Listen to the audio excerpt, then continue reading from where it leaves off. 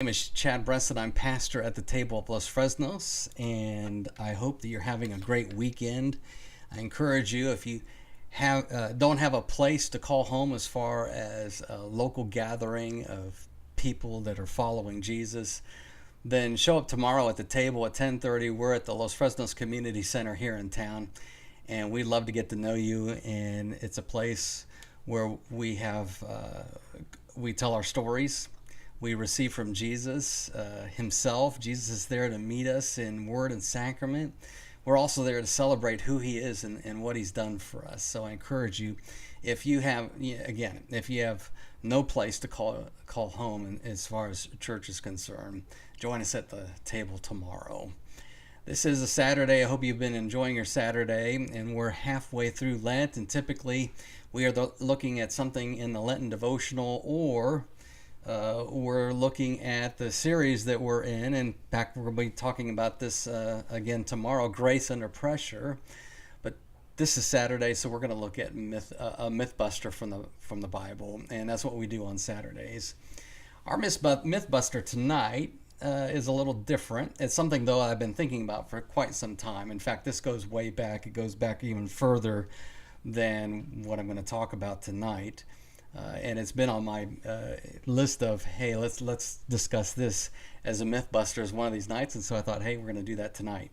Hopefully it won't be too long, but at least it'll be enough to start thinking, and hopefully get us into some into some conversation and have a great discussion over this.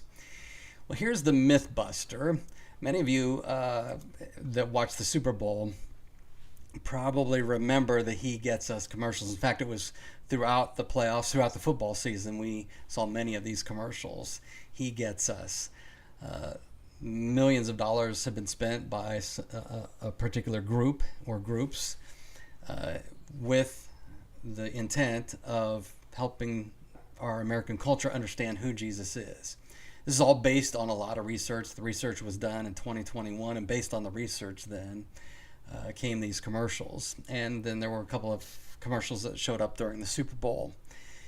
Now, I'm not going to get into the virtues of all the commercials, what's right or what's wrong about the commercials. I'm not going to get into, the virtues of, who's doing this and why they're doing it and all that, although I find that research fascinating, and we'll probably talk more about that later. But there is one kernel thing that I have heard both during the He Gets Us and certainly during the He Gets Us Super Bowl commercials and following, and that's this: that the He Gets Us Jesus is not the real Jesus. That's a myth. The Jesus in those commercials is the real Jesus. And here's why. Jesus is your friend. And that's all we need to know. It's very simple. Just one simple truth. Jesus is your friend.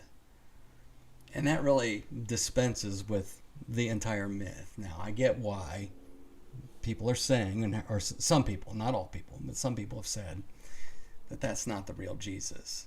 And typically, when you have them explain, what does that mean? Why do you say that's not the real Jesus? Well, Jesus is God, and Jesus is a judge. Jesus condemns sin, and some will even say condemns sinners.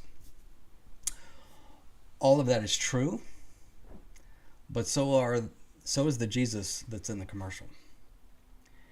And I tend to think that and when I say we evangelicals, those of us who've been in Christianity for a long time, we have so emphasized Jesus' divinity that his humanity has been left behind. And the research that He Gets Us has done bears this out.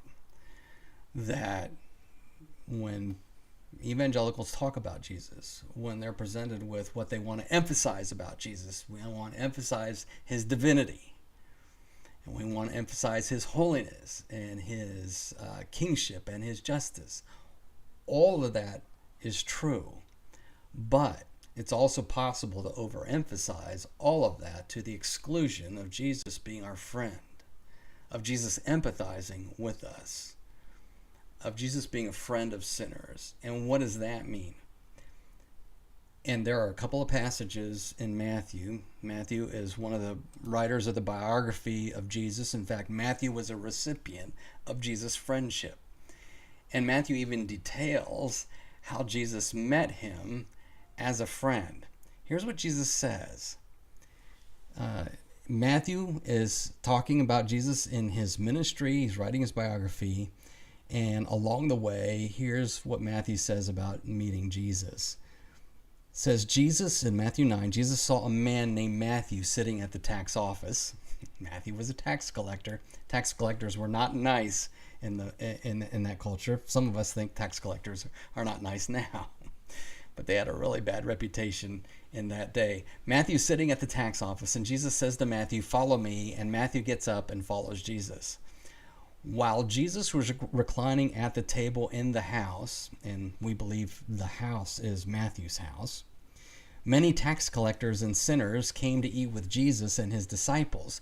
And when the Pharisees, or the pop religious leaders of the culture, the pop religious leaders being the ones who were writing the books, holding the conferences, the ones with the television programs and all the videos, the Pharisees saw this. They asked his disciples, "Why does your teacher eat with tax collectors and sinners?" Now, when Jesus heard this, he said, "It's not those who are well that need a doctor, but those who are sick.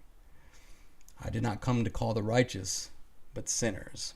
Now, that's the first thing we see here. Jesus is eating with tax collectors and sinners, it says here. What's interesting, though, is it doesn't say that Jesus reached out to any of them.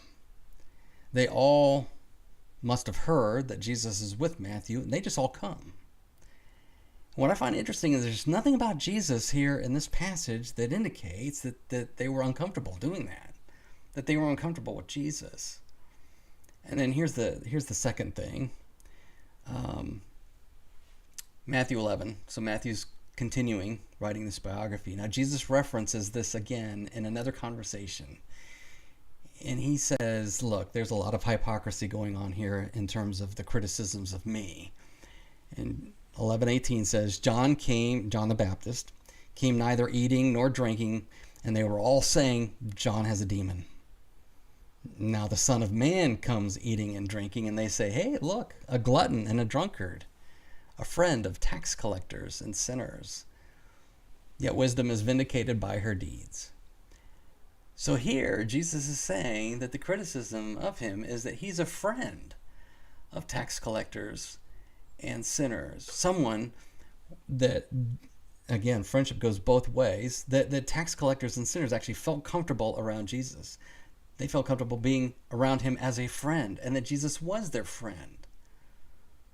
And there are all sorts of myths that get busted by just these two things. First of all, when Matthew writes this, he's not simply chronicling Jesus' biography. He's not simply showing us who Jesus is just so that we know that he's a human being. He is doing that. But he's writing to his audience. He wants his audience to understand, his audience being tax collectors and sinners, because we're all tax collectors and sinners, that we're supposed to understand, and we're supposed to see Jesus as a friend. And I don't know how many times I've heard, well, Jesus is, Jesus doesn't come up to us as buddy buddy. I think he does. The Gospels present him this way. And that all these other pictures and ideas of Jesus that we get, and many of them are based in Scripture, simply don't measure up to what's going on in the text. Again, you can't use these scriptures, where the scriptures that show that Jesus is God, Jesus is judge, and all that, to then dismiss that Jesus is our friend, and that Jesus empathizes with us, that he identifies with us, that he gets us.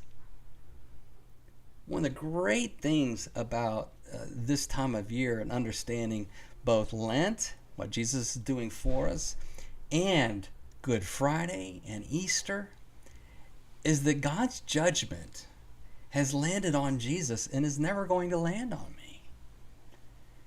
And that's true for sinners. I don't have to worry about that anymore. The other thing is that Jesus never had a judgmental word to say to the world. And when I say world, I'm talking about Joe Sixpack. I'm talking about the common person. He reserved his condemnation for religious leaders, those who should know better, those again who had the public's ear, the ones who were writing the bestsellers, the one who had the conferences and the videos, the ones who had a zillion followers on Twitter. His condemnation was for the religious leaders of the day.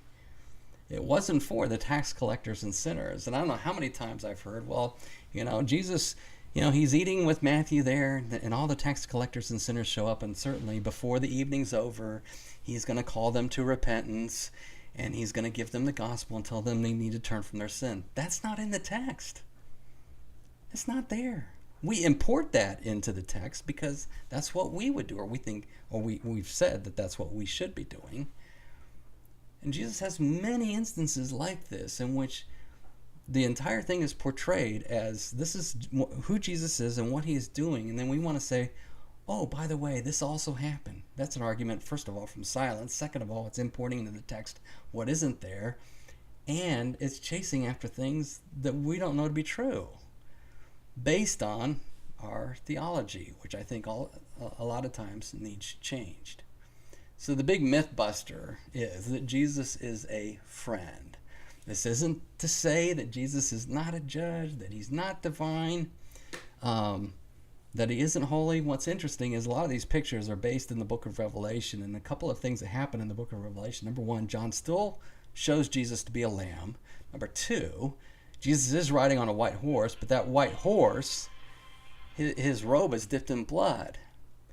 We understand that Jesus has scars, and that those scars are for eternity. Jesus is always going to have scars.